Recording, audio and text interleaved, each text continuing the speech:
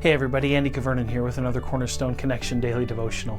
Several years ago, our family owned a dog. Her name was Cali, and one of my vivid memories of having Cali around was those times when she crossed the line, when she maybe ate some food she wasn't supposed to, she made a mess, she got into an area she wasn't supposed to be in.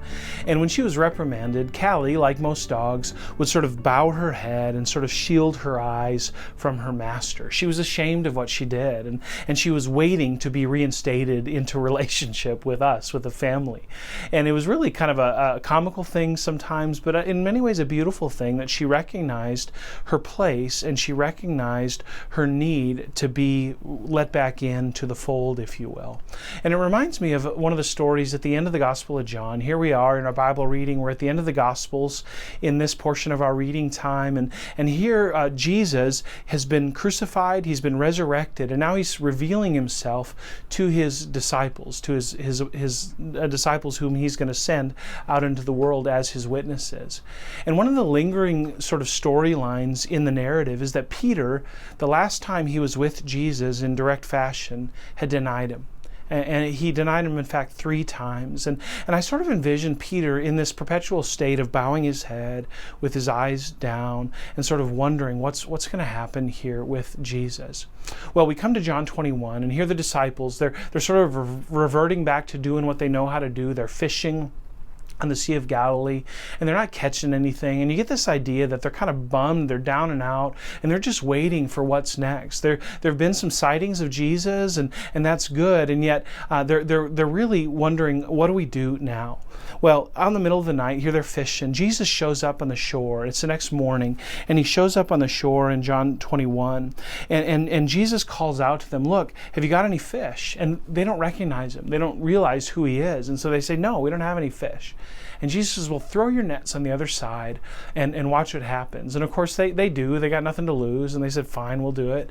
Well, guess what happens? Their nets are full of fish. It's amazing. And they realize that's Jesus. Without Jesus, they weren't catching anything. With Jesus, they're catching a net full of fish. Isn't that amazing? And so what does Peter do when he realizes it? Well, I find this profound. Peter doesn't stay coward in fear. He doesn't stay coward in shame. In fact, he throws on his outer garment and he jumps in the water and he moves towards Jesus. Isn't that like Peter? Peter's this brash, kind of impulsive guy, and he runs to Jesus. I love it that that's his impulse. But then listen to what happens once Peter gets to Jesus. The text says that the disciple whom Jesus loved, he goes into the water, and then when he and the other disciples land, verse 9, it says they saw a fire of burning coals there with fish on it and some bread. Remember the last time Peter was around a fire? Right, it was when he denied Jesus.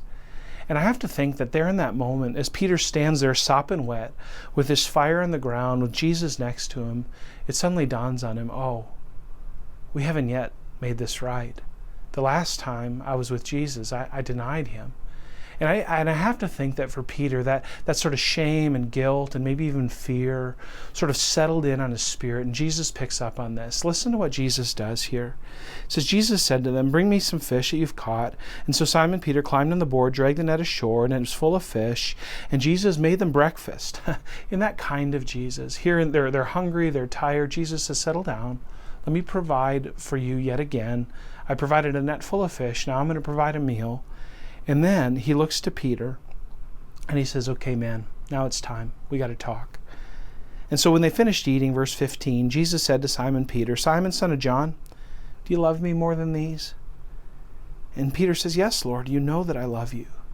And Jesus said, "Feed my lambs." And again Jesus said, "Simon, son of John, do you love me?" And he answered, "Yes, Lord, you know that I love you." And Jesus said, "Take care of my sheep." And the third time he said to him, "Simon, son of John, do you love me?" And Peter was hurt because Jesus asked him the third time, "Do you love me?" And sort of that shame and that guilt and that fear and all of it sort of wells up in Peter. He's hurt. And he realizes how broken his relationship is with Christ in that moment. But he says then, "Lord, you know all things. You know that I love you." Peter doubles down. And I think he realizes, there's something going on here. Jesus, I realize I messed up. I realize that I've made these bold claims about you, and more importantly, I've made these bold claims about me and my ability to follow you no matter what. Here I am. I love you. I've got nothing else. And I love how Jesus responds. He said, "Feed my sheep.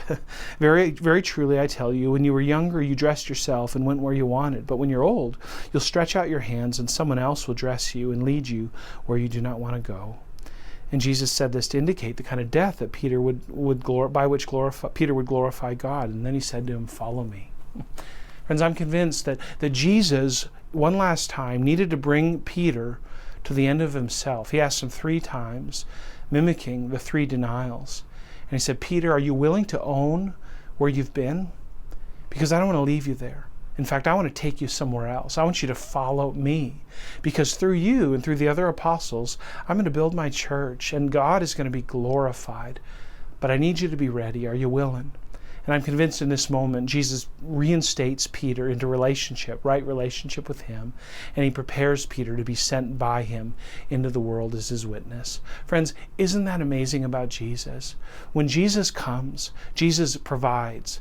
And friends, Jesus empowers us. We need not fear bringing our shame and our guilt and our ugliness to him.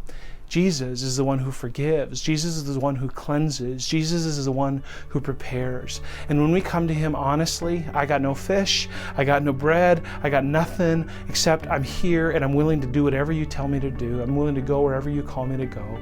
Then we're ready for what Jesus will do through us. Isn't that a great picture at the end of this gospel? Isn't that a great picture of what Jesus wants for us? Friends, go with Jesus today and God bless you. And Lord willing, we'll see you again soon on the Cornerstone Connection.